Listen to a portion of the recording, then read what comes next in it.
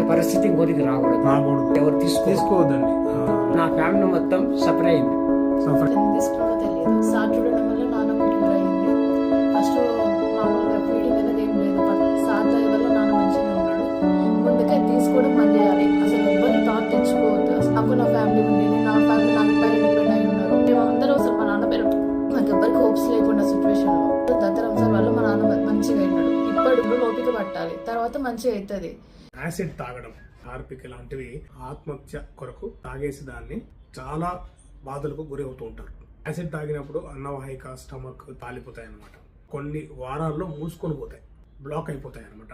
So ఇలాంటి structure form అయితే ఏం తినలేరు, వాళ్ళు ఉమ్ము కూడా మింగలేరు అనమాట. ఫీడింగ్ యాక్సెస్ అని చేస్తాం, ఫీడింగ్ చేసిన అవసరమే. సో దాంతో ఫీడింగ్ మనము చేస్తాం పేషెంట్కి. దీని తర్వాత వీరికి చాలా మందికి most of them will require surgery. దీనికి treatment depending on the severity and extent of the structure.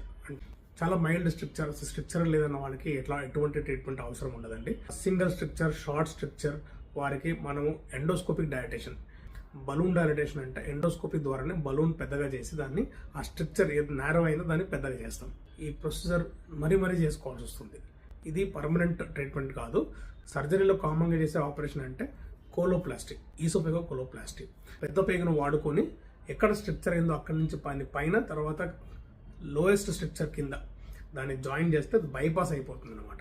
Operation తర్వాత ఆ పేషెంట్స్ నార్మల్గా ఆహారం తీసుకోగలుగుతారు.